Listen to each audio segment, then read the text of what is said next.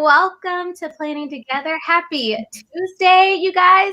Welcome. If this is your first time, hi, my name is Darian, and welcome to Planning Together, where every week I invite a friend on to share with us how they are organizing their life and their heart. So if you're new here, go ahead and hit that subscribe button so you do not miss out on future guests and videos. And I am pumped and ready because, listen, I already see the comments going off saying how they need some fun after a long day. And y'all, I'm so excited because my guest tonight is Jessica. She is a Minnesotan hand lettering artist, leadership educator, and bullet journal blogger, y'all. She is passionate about working with all people and helping others uncover their personal power, potential, and connection through creative planning and calligraphy. She truly believes in celebrating and highlighting culture and equality and creativity to create more beautifulness in the world, which we all need. Okay. You can find her here. You can find her here on YouTube at a local ice cream shop, y'all. Teaching are on Instagram at Pretty Prints and Paper or on her blog, prettyprintsandpaper.com, y'all. Can you help me welcome Jessica to Planning Together? Go ahead, do the clapping emojis. What an intro. Thank you. You're welcome. Thank you for coming and hanging out with me tonight. I'm really, really happy to be here. It's been a hell of a last couple weeks. So this has been something I've been looking forward to for a while. So thanks. Well, thank you. And y'all, listen, I'm with y'all in the comments. Me and Jessica were already like, it has been a day and we are ready for some fun. We ready to chat all the things. Hey, Christy, I got your text messages, by the way. I'm going to catch up. Hi, Shonda. Hi, Normal. Hey, Cassandra. Hey, y'all. I'm so glad y'all all are here. Welcoming my girl, Jessica, to Planning Together. Jessica, how has your day been? How's this day been for you? You know, I want to be honest.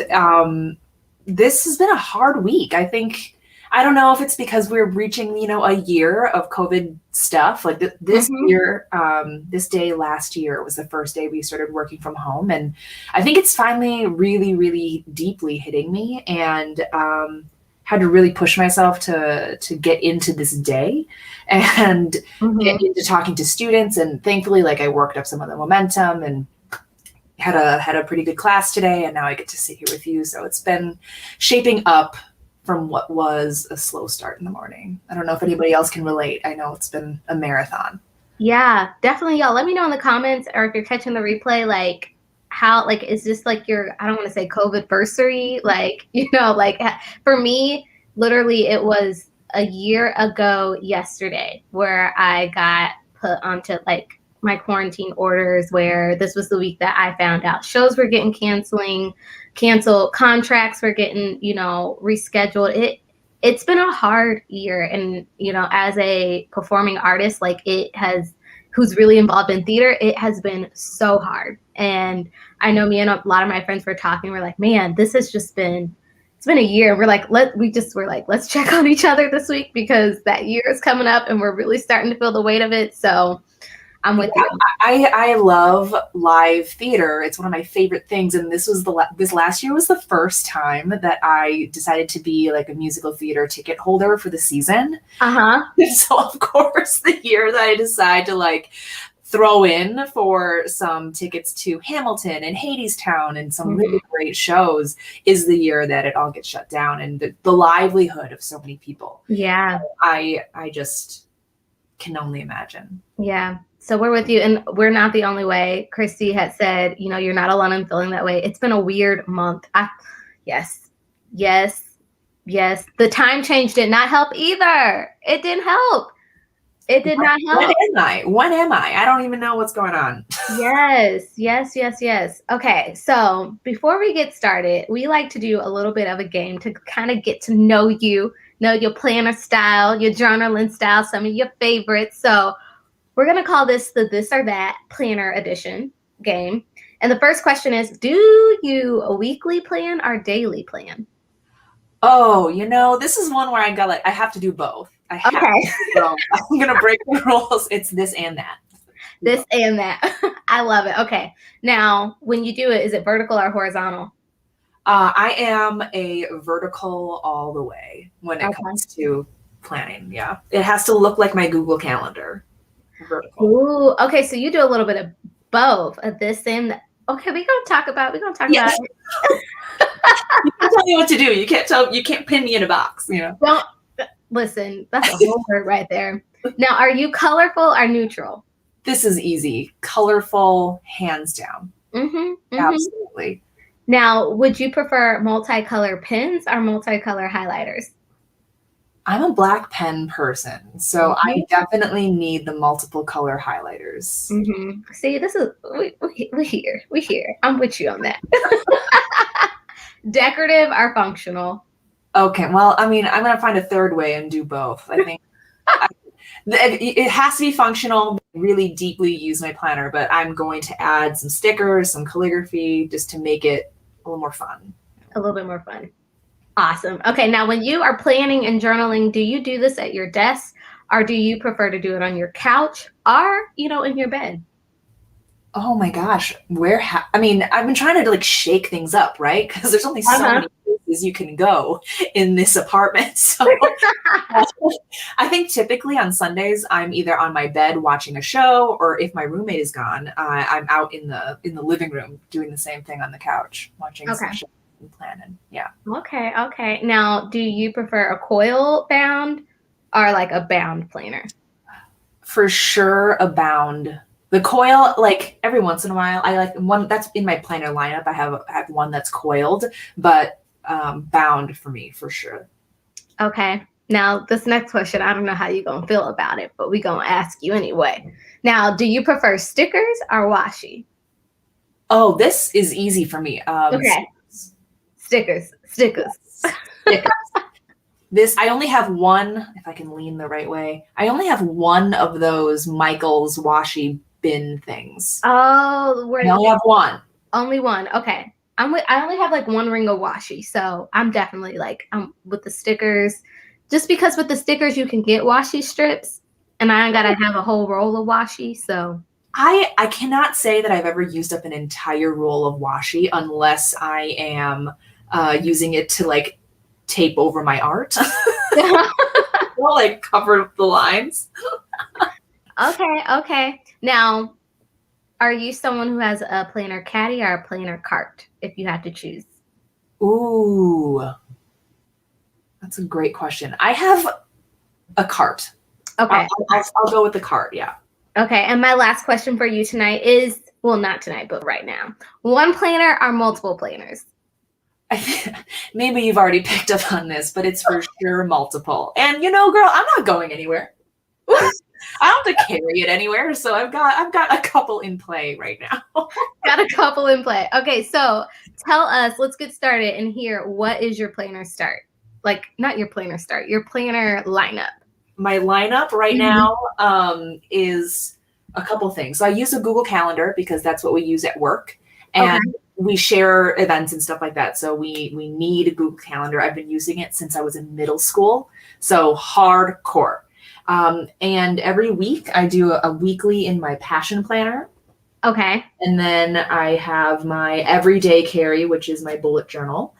And I don't know if you get the cloth and paper sub box, but we all got this beautiful coil bound sub box in December that I've been using for a daily paragraph journaling thing. Okay. So we got the Bujo, we got the cloth and paper, we got the passion planner, and we got the Google Calendar. Yeah. Okay. No, listen, I'm with it. Now, do you have any, just let's help us out. Oh, so you're not, TK says she's with you, the tape over your art. She's been known to use the washi to tape an envelope too. Yes. Functional. It is. It's very functional. I love washi. Oh, and I forgot to say, I also use the Moxie Life companion notebook. Oh yeah, I love the companion notebooks. Just so nice and tiny and portable. Yes, just tuck it in. Yeah. Yes. Okay, so I gotta know, do you have any tricks and tips when it comes to specifically using your Google Calendar? Ooh, there's so many things. Okay. I like to use it for time blocking and visualizing my day. Like some people can really just tackle it and go, but I really, if I have a lot of things going on, I like to use that to make sure I have planned out time for the things that matter to me. So otherwise I just won't do it. Like if I don't put down time to clean and do other stuff, then that I just see white space and I fill it with other things. Okay. So being able to quickly visualize, draft it, move things around, I find that to be super useful. And I don't know if you know what I'm talking about, but in your Google Calendar window, there's a sidebar, and you can click different things that can add on to your experience using the Google Calendar, like Google Keep, which is a notes app that'll connect to an event. Yeah. Or like Google Drive. So like those things will integrate together. And then it's helpful, like you can share those things with people. And it's just easier now with Zoom links and stuff like that, that you are all on the same page about what that looks like. Yeah. Yeah. I like that. I will say the one thing that I do love about the Google Calendar is I can put links into the account. So with a lot of Zoom meetings and stuff, and like I can just click the link from my computer or my phone without having to like go through that email and look for it. I'm just like, ooh, this is like nice. Like, yes. Yeah. And all like the birthdays and the reminder to cancel my subscription to X, Y, and Z, I can kind of put in there. And for really important people's birthdays, I add a custom notification so that a week beforehand, I get an email so that I can either send a card in time or do something special ahead of their actual birthday. I like that. That's nice. Yeah. I never thought to do that. I like that custom option to do that. TK had just asked you color code your Google Calendar? Kind of. So some of the stuff that I'll do for Pretty Prints, which is how I am on Instagram, like when I teach classes and stuff, I use a different color. And then I have my work calendar and my personal calendar, which are different colors. So I do that a little bit. Yeah. Okay, that's so cool. Okay, so Jessica, for anybody who does not know you, can you tell us a little bit about what you do? I know you're an educator, and then you also have Pretty Prints. So to just give us a little bit of background of just a little bit into who you are and what you do. Yeah, I am a leadership educator. Like I had mentioned, I work at a college and I teach college students about leadership. And that kind of trickles into all parts of my life, because in that classroom, we're talking about how do we embrace our own gifts and unique contributions to a community. And in the planner world and in the calligraphy world and art world, that's my same mission, is like, how do we each embrace what is unique and ours about how we have a style in calligraphy, how we plan and all those things, which kind of comes together nicely. But I started planning when I was a child. And when I started getting into work, I'm a low-key workaholic and I needed a hobby. And I used to be a scrapbooker. And so I have always been a planner person and added the pretty things onto it. And so in order to make sure I still had a hobby, I started doing that on the side and joined the Instagram community back in 2015. And since then, it kind of evolved into a blog. It evolved into a YouTube channel, and it evolved into teaching, which is some of my favorite parts about the whole thing. And it has connected me to so many people who understand what I'm talking about when I ask people what kind of favorite pen that they like. Like, people get it. And going to planner conferences, I miss those so much. And those experiences, I've met some really amazing people, and we all can kind of geek out over some of the same things. Yeah. Oh my goodness. That's so, okay. So rewind a little bit, just rewind a little bit back for us. How did you said you got started when you were 8. Is that correct? Oh, I mean, young. Okay. So you started planning when you were young. Do you remember what your first planner or your first journal was? It was whatever in kindergarten and first grade, we started using planners because the school wanted us to get into the habit of using them. So it was whatever they're, coil bound, it was vertical. I remember that. And you had, all your subjects down the line. And that's where that started. And then eventually, ooh, fancy, you get something from Target. And Uh-huh. before Erin Condren was really, really big, right? And so everything was very Franklin Covey and very boring and black and white and stuff like that. But that evolved later on when I was in college and being able Okay. to choose my own adventure and delved into all the different types of planners. Planners. Okay. Okay. I see. I see. Now, how did you get started with calligraphy? Was that something you've always done? My mother taught me point with a nib when I was in 4th grade. She used to do italic calligraphy. And so I've been familiar with letters for a long, long time. And when I was in middle school and high school, the cool thing to do was write each other notes, bubble letters. And so that's always Bubble letters. right. I know. Where is Cindy? I don't know if you've talked to her already, but doing some bubble letters in there. But I didn't pick it back up until way later on. And when I started doing more of the planner stuff, I was like, oh yeah, calligraphy was something that I liked doing. And oh my gosh, that was rough when I first started. I started around the same time, it was 2015. And it was kind of the only thing that I practiced regularly. I used to play the flute, never practiced, but calligraphy I practiced. Okay, so like what would you say, what did practice look like for you when it came to calligraphy?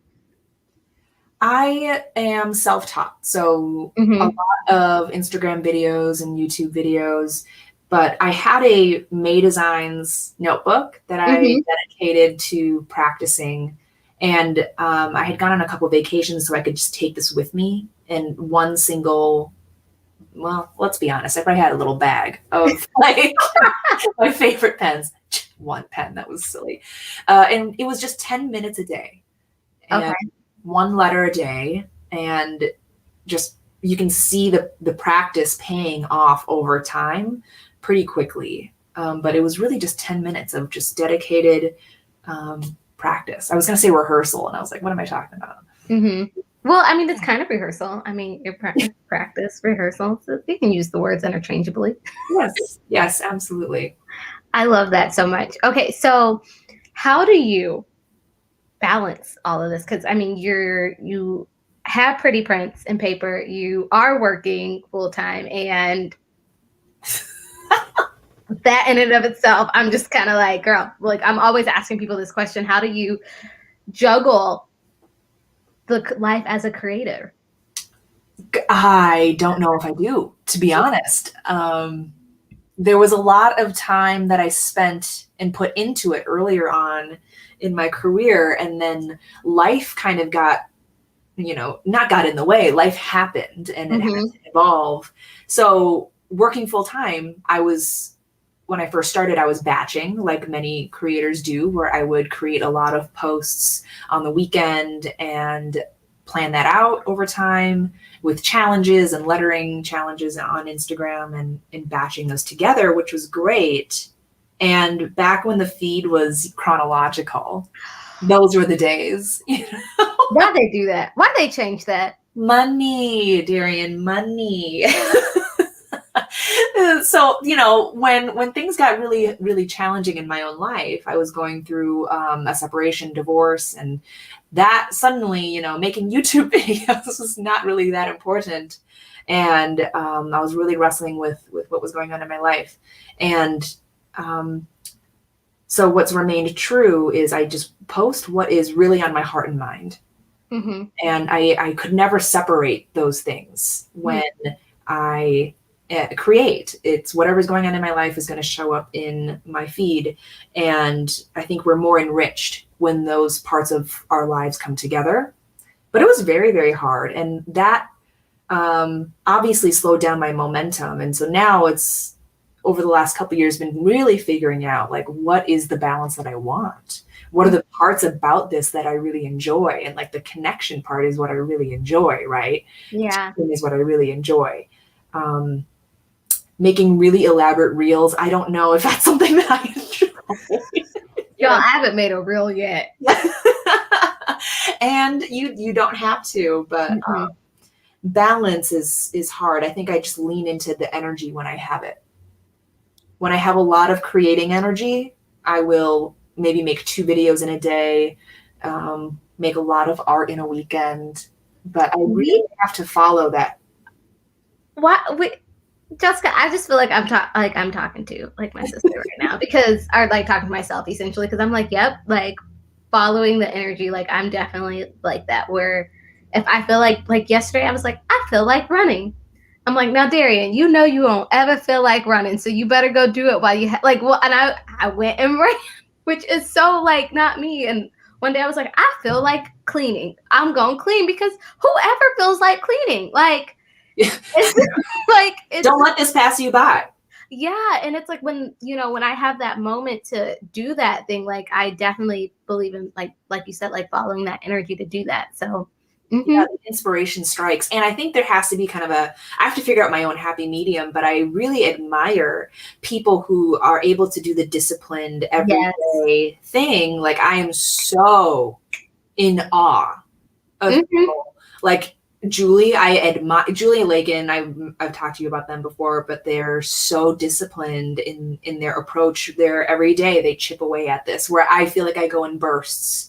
Yeah. I'm kind of built for little sprints on all these things. So as one gets focused, obviously others in a lull. And so when I think about mapping my energy across time, I know kind of when things are at their peak and when they're at a lull.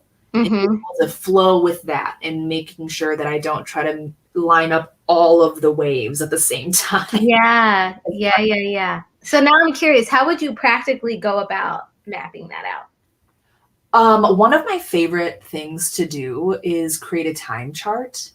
Okay. It helps me get like a bird's eye view of all the things that I see on my plate as my big things. So a bunch of the responsibilities that I have at work, I'll have on the left, and then maybe a couple of the major things that are going on in my personal life. So right now I'm planning for a personal move. I'll be moving from this apartment to a house, not my house, but someone else's house. And then, with my content and with, I also work for bullet journal. So I have a couple of things listed on the left, and I'll start to track time across the top and kind of highlight when are those heavy times, because not everything is the same every single week, every single month. So being able to color in, add whatever colors you want, but I can see down the line under, May is going to be hellish because of how many of those things are coming to a peak at that time. So if I'm adding anything to my schedule, I will avoid those peaks. Okay. My illusion of control. Okay. I like that. Okay, before I forget, because I'm notorious for this. Cassandra had asked, what are your favorite pens? Like, and I'm curious, do you have favorite pens that you like using for calligraphy and then certain pens that you like using in your planner? Oh, 100%. And Karina, I'm laughing because she said this already, but my go-to pen in my everyday bullet journal is, oh my God, do I feel like a beauty blogger? Yes, where they're showing. Yes. It's the Uniball Signo, and it's a 0.28. She said, okay, so a point, is that tiny? That is the tiny, yes, it is very tiny. I don't know nothing about that. Yeah, aren't you using like a 1.0? Listen, I'm using Darian, an 8. I am actually using a 1.0. My mom let me, shout out to her, she's in the comments. She was like, I think I have this pen that I think you will love. And it's like a Sharpie pen. It's not the gel pen. I'm going to get it. Hold on. Yes. Oh, the felt tip one? Yeah, it's like this Sharpie pen, and it's like a 1.2 something, y'all. Like, are you coloring at that point? Are you just coloring at that point? I sure am, but I love it. That's what's amazing, is that you can read your handwriting even when you write that big. If I didn't have a fine tip pen, it would look just like scribbles on a page. So, I mean, props to you. I cannot say that it would look the same. Oh, okay. The other favorite pen is when I letter in my bullet journal, I use either this Tombow Fudenosuke, or I also use, I don't know if I have one within reach, but it's another little brush pen called a lapel flex. Those are my favorites if I'm using them in my planner. And then with planning and such, I also use the lightest color Tombow, which is the lightest color. Okay. Yeah, the lightest color for just subtle shading and stuff like that. Cool. Okay. And then we have Jennifer who asked you, do you have any recommendations for letterings for lefties? Ooh, I mean, yeah, there are so many different people. I might be able to recall what their I can't remember exactly what their handle is, but I know she's one of my favorite lefties to follow. And then there's by Dawn Nicole has done a lot of lefty things. And then,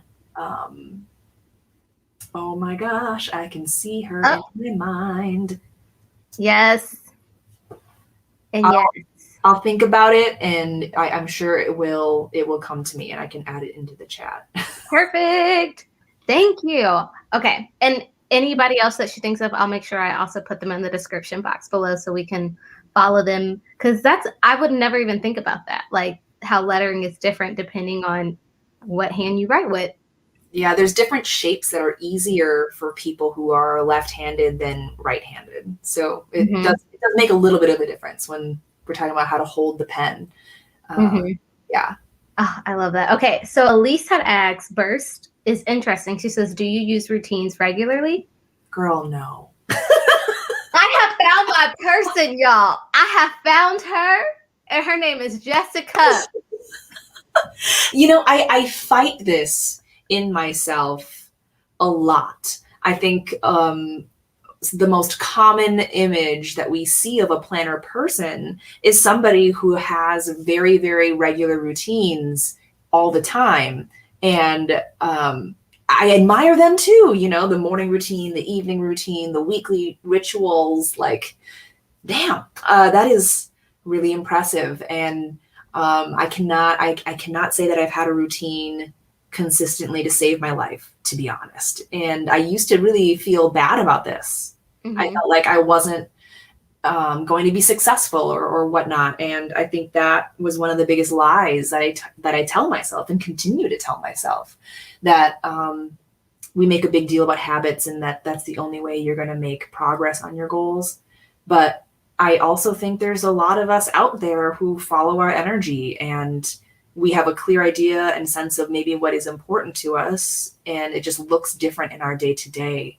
And if I zoom out of the single day, I think about the kind of flow of routine. So throughout the week, at some point, I'm going to be moving. Throughout the week, at some point, I make sure to be, you know, connecting with people, because that's important to me. And knowing that will happen at some point, I can lean into the energy when I have it. Yeah. I like that. See, yes, Norma, I like that. Following your energy is a routine of sorts. That's the routine. Yes. Yes. And I try, and you can influence that a little bit. Like I have my morning dance party playlist. I know that, you know, can get me moving a little bit faster. Okay, now I got to know. Give me 3 songs on your morning dance playlist.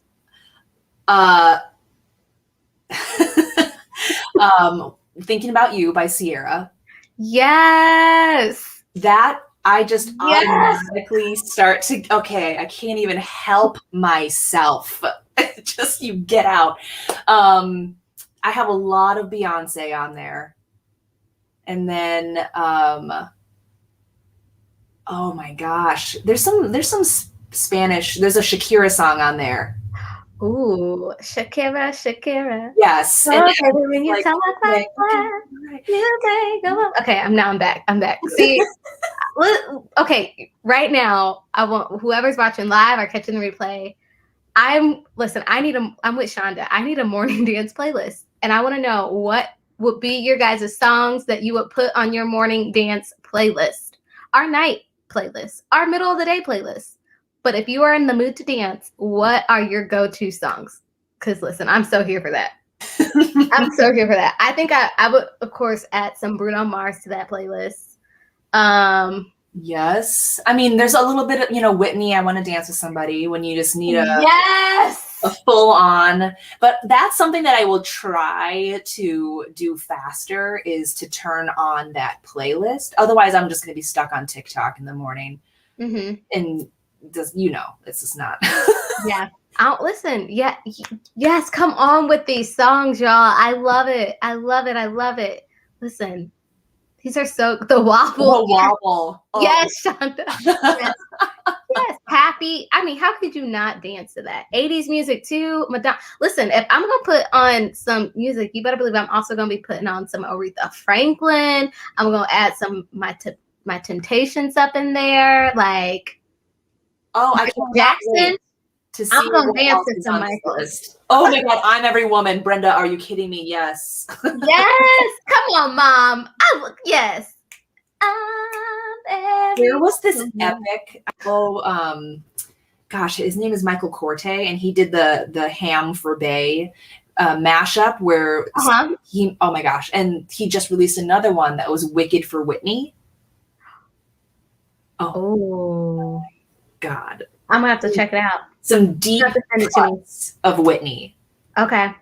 Yes, y'all, I'm so here for these songs. Good morning. Yes, just fine. Yeah, this is my jam. I listened to this the other day.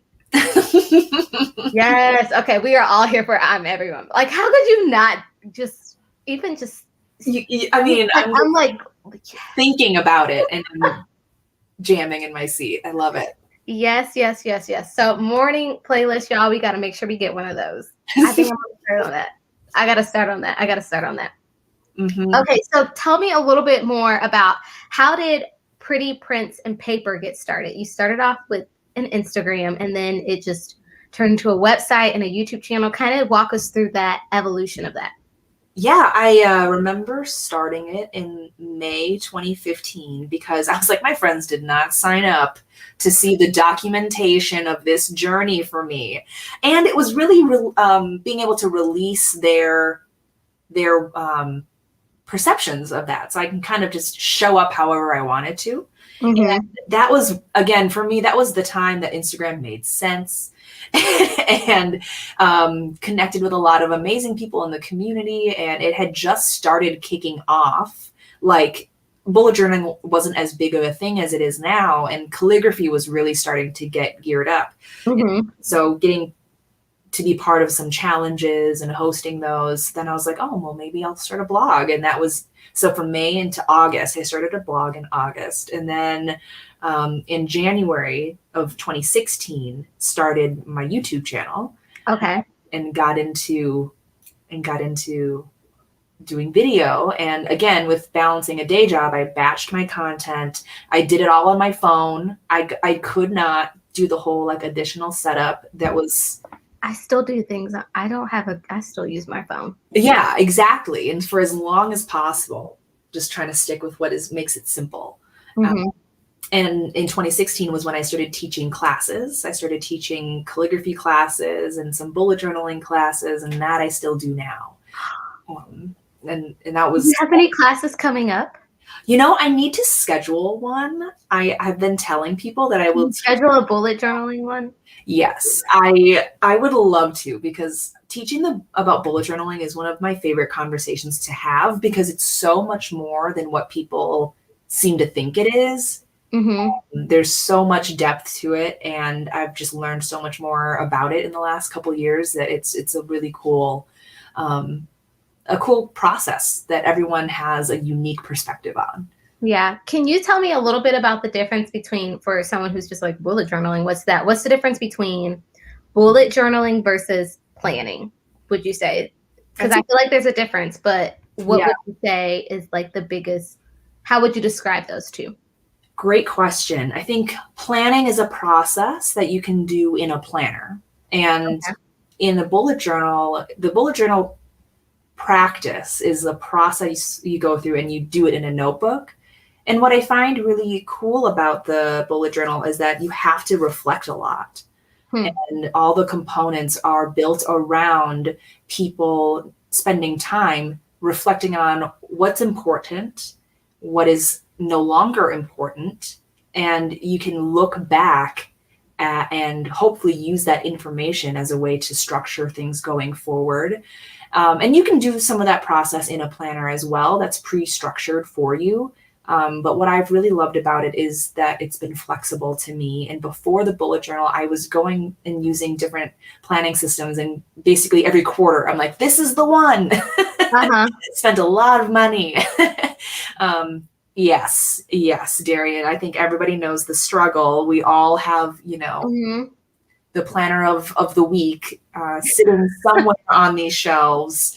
And the bullet journal system is one that I've stuck with for now almost 6 years, which is kind of hard to fathom for me. But it's a mixed process that I love the power. Like he likes to say that it's purpose powered productivity. Ooh, say that again. Purpose powered productivity. Okay. Yeah, and we specifically talk about it as a practice because it's although the beautiful notebook spreads that you see out there are definitely a niche of the bullet journal community, it embodies like such a big mindset, and like Becky is saying, it's a way of life. Mm-hmm. Yeah. I love that, Becky. Yes. Okay, I'm so curious because I just started dabbling into bullet journaling, and I love it. I love it. And it has me feeling like I'm like an artist in a different way. Like I never would call myself like a visual artist, but now I'm like, I'm a visual doodler, and that's an artist. So Yes. People talk about how like, oh, I'm not creative. And I think what people are saying is they can't draw and paint landscapes. Like I am never going to be painting a landscape in my planner. And I think that's a very beautiful artistic skill, but I think everybody is creative in some capacity. And that's where I think people can really shine with looking at, okay, what's working? How can I tweak this to work better for me? And that's creativity in my mind. Yeah. Oh my goodness. Okay, I'm gonna ask one more question about bullet journaling just because I'm very curious. What would you say are maybe like 2 or 3 of your biggest tips with getting started with bullet journaling? Oh, where do I begin? The first one I would say is to watch the video on the actual website. That's a really good video. Yes, it's a very good video, and Ryder cares very much that people understand the intention behind it because it's everything had to do with intention. And absolutely, Becky, I agree to read the book. The book, even as someone who had been bullet journaling for several years, I read the book and was blown away at how much deeper you can go with making meaning of how you live your life. So that would be like steps 1, 2, and 3, dive in and start before you're ready, because a lot of people try to like, oh, I'm going to pre-plan how my spreads are going to be. And then they will draw it out for like the first 2 months. And then you realize the second that you draw that layout is you hate it. And that's part of the experimentation. So I think that is my last tip would be, you just know that you will experiment a lot. And I specifically say experiment because it's not failing. I think people like getting pre-done planners and pre-done kits and all that because the work of that is done for you. And when you turn to a blank page, it can feel very intimidating. And just like how we build the structures of our lives, that's taken years of practice and experimentation to figure out what works for us. Yeah. So when you start a bullet journal, it's kind of the same thing. You have to be in the mess of it before you can narrow down what is going to work best for you. Oh my goodness. I love that so much. Like, that's so cool. Okay. I think the one thing that draws me to the bullet journal is that you can just literally keep everything there. All the things can just be there, and it can be portable, and you can take it with you anyway. Like, it's just, I can have my schedule in there. I can have the reflection in there. I can maybe have my notes from whatever I took that week in there. And for me, I'm just like, it's all there in one place. And I think that's the biggest thing that I just have been so drawn to about it? Yeah, I mean, I call it kind of like the pages of requirement. You know, if you're a Harry Potter fan, you can just turn the page and it will be whatever you want it to be. And when I look back at all of my notebooks, you just see what kind of time in my life that was, depending on what structures I drew out, what habits I was tracking, what were the sections in my planner, what was really mattering to me at that time. It's kind of cool to look back. That's so cool. I love that. Oh, thanks for sharing those tips with us. Okay. Yes. Okay. Someone said, yeah, me too. We can do that together. We're going to sign up together. Someone had asked, what is your favorite bullet journal? Great question. You can bullet journal in any kind of notebook. Just wanted to let you know. I like dots because you have enough structure without being limited.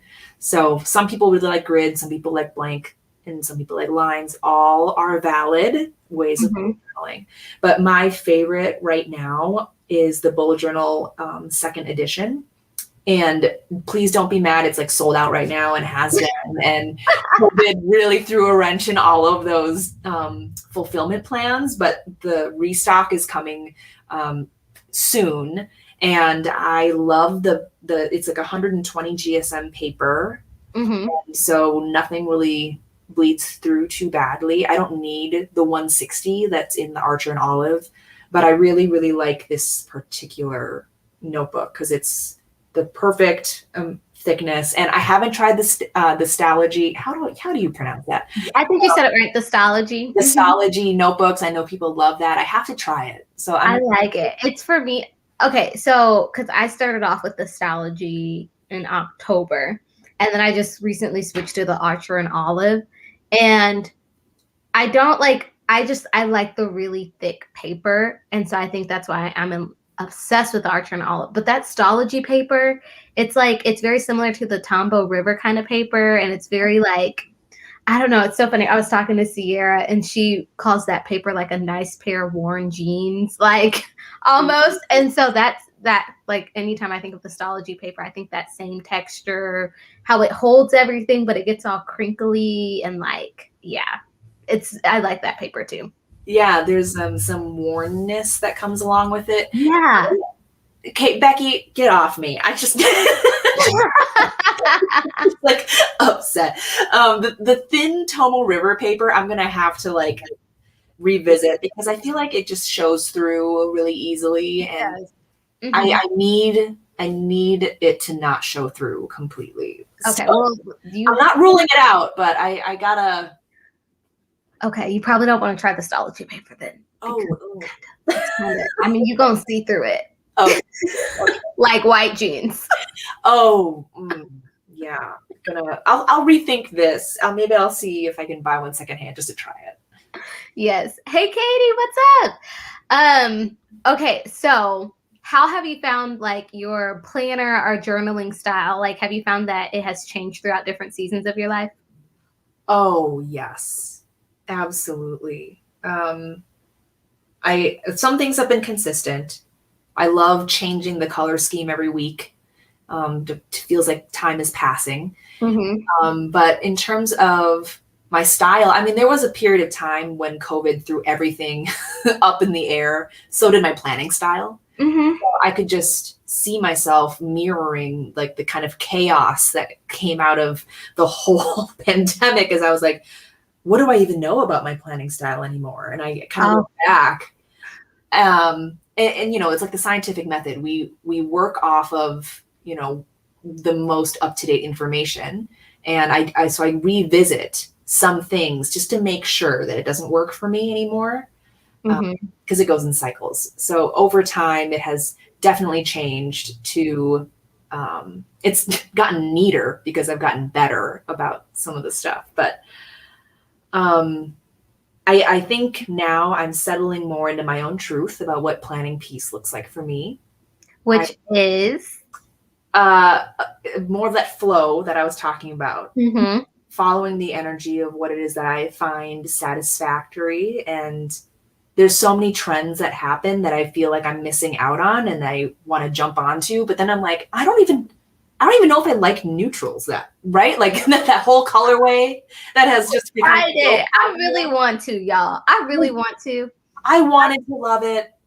I want to so bad, but I'm like, I just gotta save that for my house. Like my house is textured neutrals. Like that's the aesthetic that I go for when I'm trying to get cozy in my home and do the interior design, which that's not my thing either, but I have a friend who's really good. So I'm like, I like neutral colors because Yes. I like to think that my personality is enough color for this house that we don't need any bright pink walls or anything like that. But we keep it in the planner. And I mean, Katie, I'm really glad that she's here because she's someone who I look at her feed and she makes me want to be a neutral color person. I know. Katie's stuff is amazing. Truly. And it's what I found is that I was drawn to all of these people's different planning styles because it seemed to work so well for them. And it seemed like it was their planner piece. And so I was like, oh my God, let me buy into the cloth and paper and the disc bound. And because I thought that that would give me the peace that it was giving these other people. Yeah. And, you know, over time, it shakes out to where you really have to identify that the peace comes from you. And I've learned to fight myself a little less and be like, you know what? I might never be the person who has the miracle morning routine, and that is going to be okay.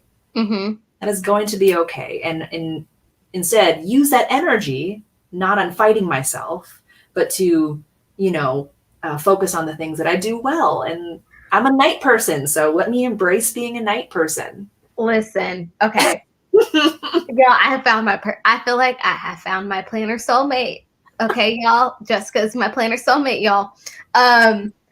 You just said so many things that my brain is like going beep, beep, beep.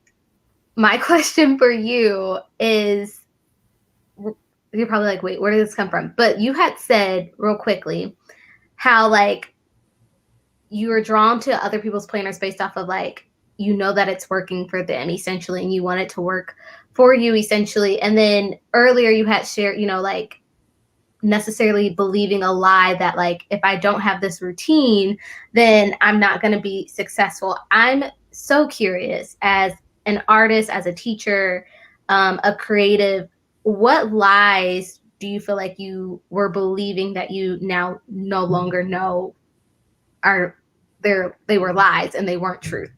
I'm so curious to know that from the outside looking in. Wow, I mean, that's a beautiful question. And I'm kind of tearing up about that right now because I went through this whole waking process when I was in my mid-20s. And actually, that's very connected to my divorce and separation. You're mid-20s right now. Girl, I'm not, I know. People ask me all the time, like, oh, what are you studying? I'm like, been there, done that. Early 30s, my friend. You don't look like it. Thank you. I have to say that when I asked this question of myself in this period of time, which was, is it true or is it habit? And in your whole life, you've created this closet of thoughts and beliefs that you've just accumulated over time. And unless you Con Marie that shit, you will just keep putting on clothes that no longer fit you. And I've had a lot of those in my life. And from really mundane things like you can't pull off lipstick. I truly did not believe that until I was like 27 years old. There was a story I told myself. I can't pull off a leather jacket. So like some things that seem small. And then other lies like that led into me realizing that I believed that my only value in this world was from what I could produce and what I could do for other people. And I think those are the two biggest lies that I struggle with the most as an Enneagram 2 and 3. And those are the ones that, you know, you try to undo over time and fact check yourself. Other things like I can't take students abroad. I don't have that within me, and trying to shortcut myself and try to make sure that I'm testing those very terrible hypotheses. Yeah. That's good. I mean, I'm just over here saying because I think, yeah. I'm just gonna let that sit for a second. I mean, it was a very emotional thing. Yeah. And for all of us, I think that's what the planning process really reveals about all of us is what are our deeds? What are the things that we continue to struggle with in our habit trackers that we keep putting in there? And maybe is it something that we have to fight about ourselves? Do we constantly have to keep changing ourselves? And what's that balance between striving for being the best version and also embracing where you're at already as being a best version of yourself? Rewind. Say that one more time. Just say that.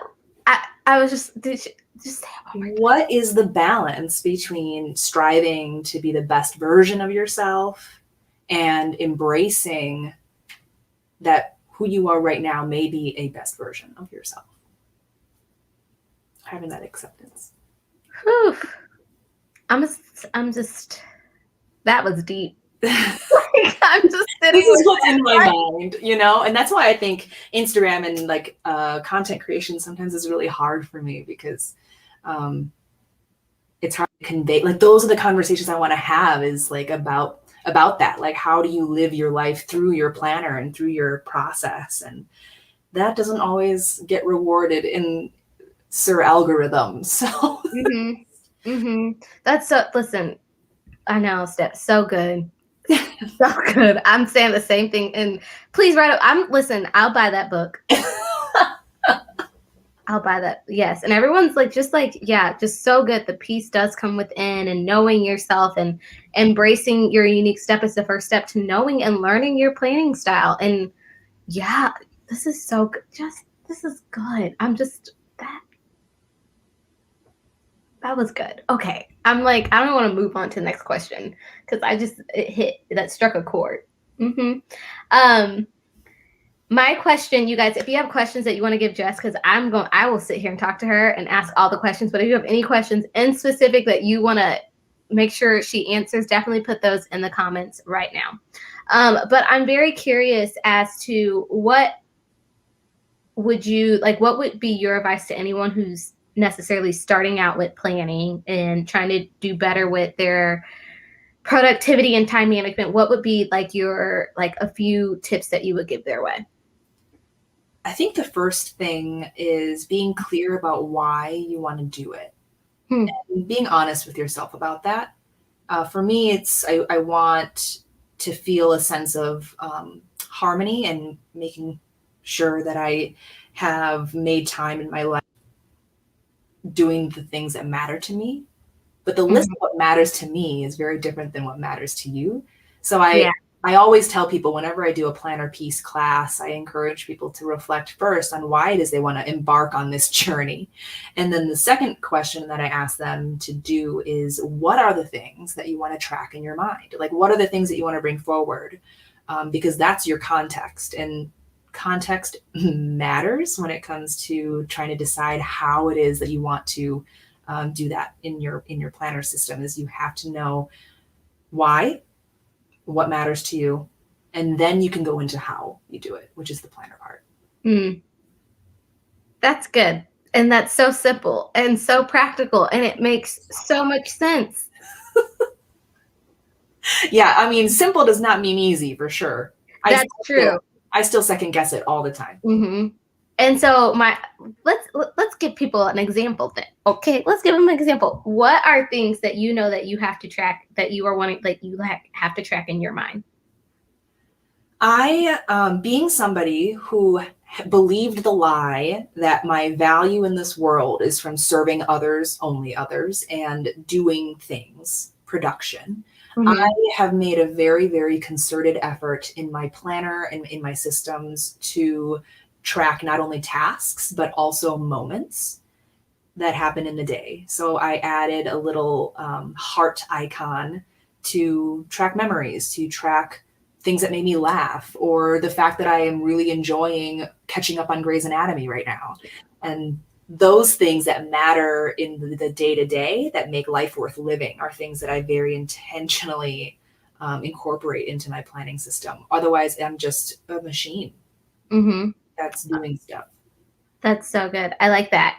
I know the what for, like, very similar. I think the lie. And you know what? While we're at it, you guys, if you want to or feel comfortable, let us know the lies that you are believing, and because I mean, honestly, we all battle with the lies in our head. But one lie that I would believe was that I had to get to a certain destination to be happy. Like it isn't until I get here, then I will be satisfied and happy versus believing the truth that I can be happy today. Like I can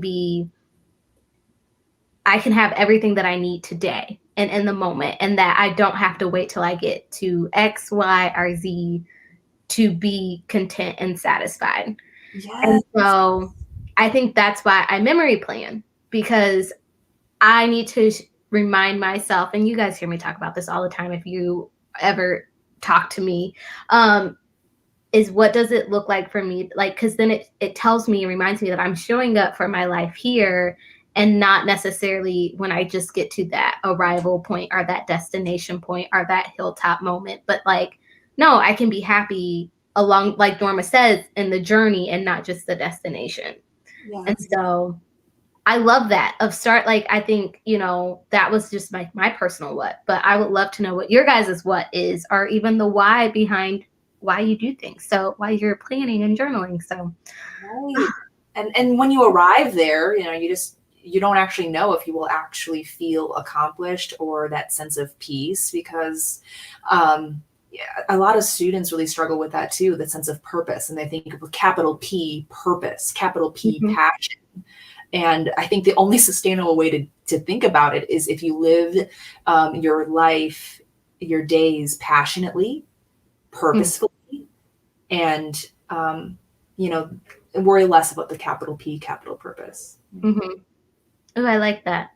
Yeah. But Jessica just dropping all the bombs tonight, y'all. Just all the bombs. Just like boom, boom, boom. And I'm just like, exactly, exactly. Such profound thoughts. I'm just over here like, I don't think of them as that profound because that's just like I'm a ENFJ on the Myers-Briggs, and so like my N is like off the charts. So I love thinking about how do people work and how does life work, and so this is just a little visit into my mind. yeah, What's that? yeah. I love this. And Jessica, I'm going to share a few lies that people have been sharing a little bit. And if you can, I want you to maybe give a truth to combat that lie. Oh, okay, Okay. Okay. I'll try. So we got a lie that says the lie that I have to sacrifice myself to help lift up others around me. Oh my gosh, Karina, I think we share this for sure. And being, child of immigrants, Asian woman, that is kind of how we're conditioned to be. So being able to, there's a line in this poem called The Invitation by Oriah Mountain Dreamer. It says, "Can you disappoint another without disappointing yourself?" And I think that was a big shift for me in being able to understand, like, yeah, I am, at the end of the day, the cost is myself. I was going to stay in my marriage for the reasons of I don't want to hurt anybody, but I was willing to take that on myself. And my God, that's just Mhm. such a hard way to live. Yeah. I love that. Thanks for sharing that. I also struggle with my work being wrapped up in serving people. Well, and the tricky part is we love what comes with being the person who serves other people. We love feeling needed. We love feeling like the most useful member of the team. At least this has been true for me. Mm-hmm. And so there is a little bit of like, this does serve me to play into this. And Mm-hmm. how do I separate that away? Yeah. And I'm going to share these two together, but we got another one that says, I only like can be pretty when I'm not fat. Like I'm only pretty when I'm not fat. And we have someone also saying like, I have to weigh 125 to be happy.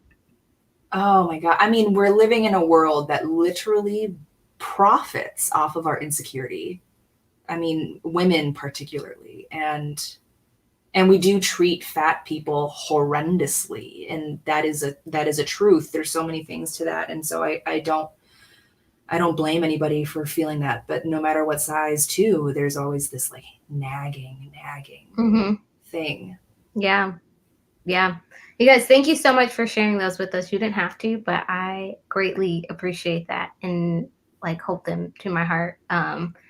Yes, yes, yes, yes. And I'm very curious to know, Jessica, with this being the year, this past year coming up on a year of us being quarantined and in a pandemic, what has this year taught you? And how are you even incorporating it into your everyday planning? Oh, wow. I Life continues to teach me how to show up with who I am.